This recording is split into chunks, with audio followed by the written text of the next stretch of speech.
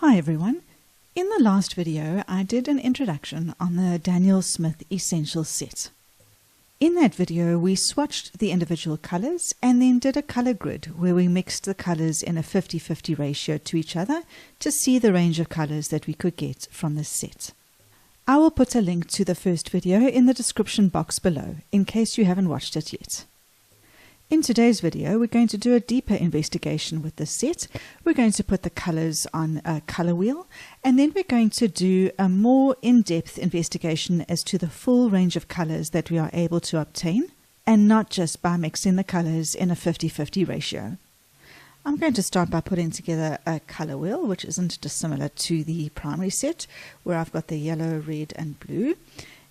But I'm going to include the cool and the warm of each of those two colors and then build up the color wheel from that. In addition, I'm going to do a swatch sheet of the colors against each other like we did on the previous card, but I'm going to do a full gradient between the two colors and not just the 50-50 mix, so that we can see the full range of colors that we are able to obtain by mixing any two colors together. I'm going to do the two of these, build them together, because a lot of the colors are going to be common across both. So it'll reveal itself as I go through. The free downloadable templates for these tables can be found either on my website or on the link in the description box below. If I have a look at the color wheel, with the yellow I'm going to want the cool on the left and the warm on the right. With the blue I want the cool blue to face the cool yellow. With the reds, I want the warm red to face the warm yellow and the cool red to face the warm blue. I'm just going to put the names in of the split primaries so that I don't make any mistakes.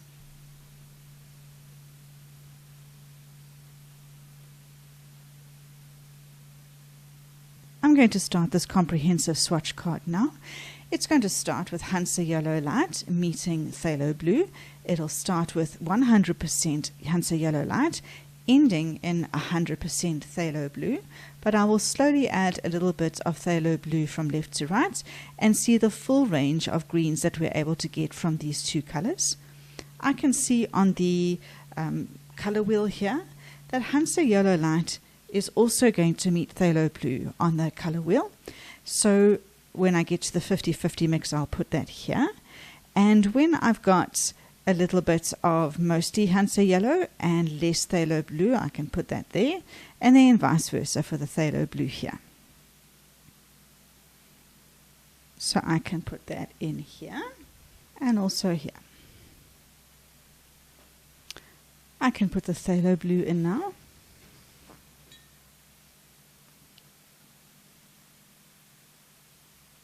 Then I'm going to mix the 50-50 mix, which will go here as well as here. I've already got Phthalo Blue on my brush. I'm going to go straight into here.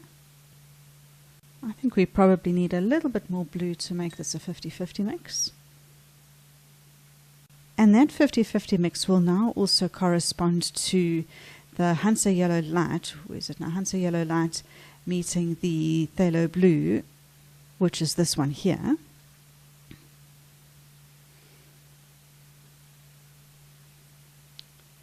That looks about right. I'm going to put that in here. And then I'll put it here in the middle.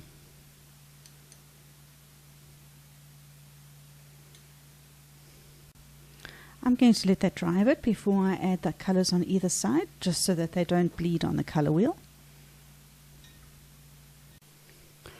That's dry enough now. This color in my palette is the midway color, so now I'm going to add just a little bit of Hansa Yellow Light to push it this way.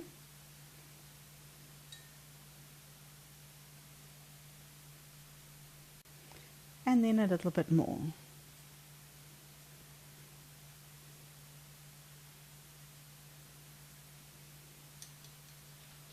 And then I think I'll put that in this area here. Now it's nearly finished. I'm just going to put a spot of Hansa Yellow Light and then push it the other way to the Phthalo Blue side.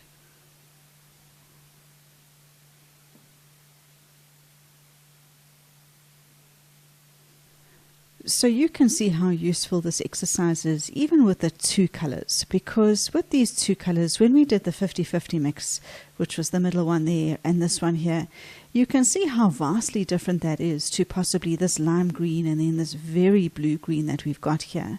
So even with the first two colors here, we can see there's a much bigger spectrum of colors that we are able to get from these two colors alone, and more will be revealed as we move down the table. I want to do the table and the color wheel in conjunction with each other. That means that I may not necessarily work from top to bottom here, because we don't have every single permutation that's on this table here in the color wheel.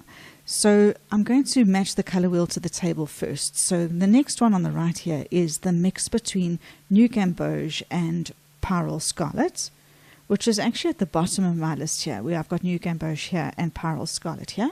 So for now, I'm going to move to this row to correspond with this section of the color wheel.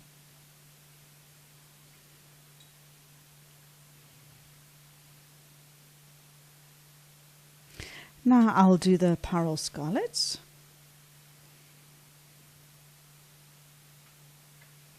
And this 50-50 mix we already have on this table up here with the New Gamboge and the Pyrrole Scarlet half and half. So that's what I'm going to get in this section here. I've already got Pyrrole Scarlet on my brush, so I'm going to mix it into the New Gamboge that's here.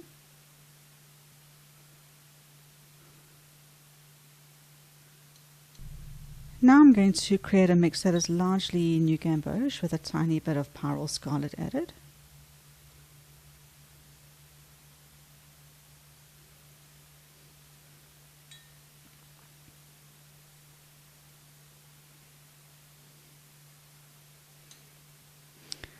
Now I'm going to push it the other way and get a higher ratio of Pyrrole Scarlet in the mix. I've gone a bit too far. I'm going to put that color in this block here and then send it back towards the yellow a bit. You can see there's not as huge a range here as there was between the yellow and blue, because these two colors are quite similar and they're both very warm, and therefore there's a slight range of oranges here, but not as big as there was a range up there.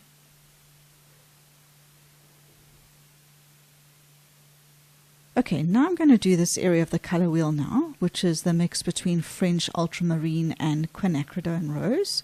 We had that over here on the 50-50 table. We got a really nice purple, and that's going to be in this area here. So I'm going to start with the Quinacridone Rose and then slowly add the French Ultramarine to it.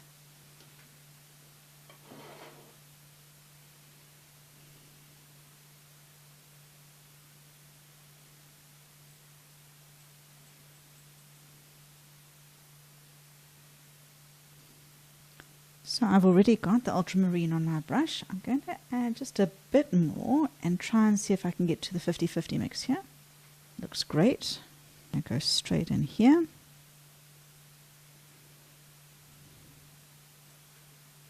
I'm going to send it in this direction now, adding a little bit of the Quinacridone Rose.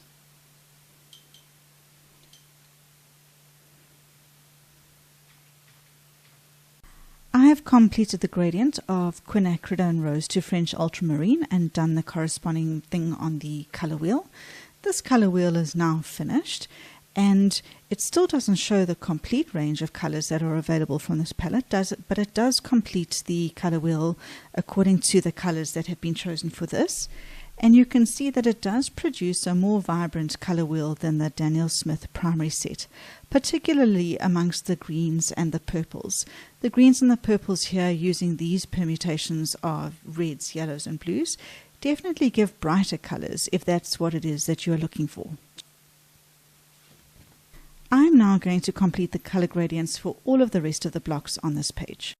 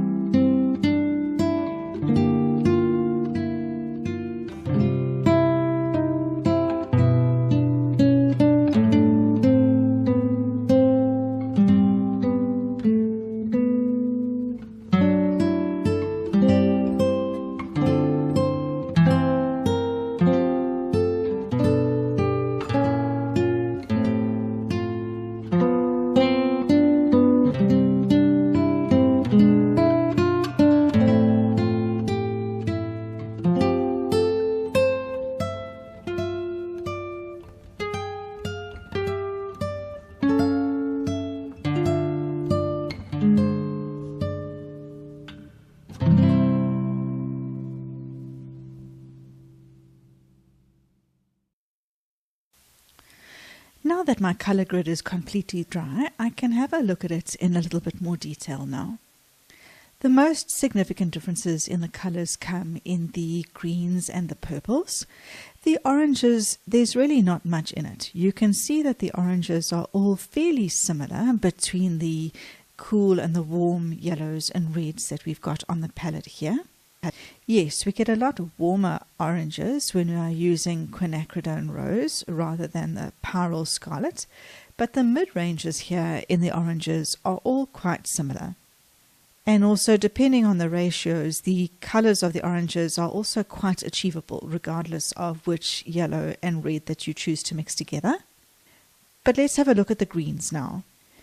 When I use the cool yellow in Hansa Yellow Light, I see that I get, firstly when I use the cool yellow and the cool blue, the greens I get are quite bright and not very natural in color. The lime green that I get is almost fluorescent, and these greens that I get here you wouldn't really find in nature.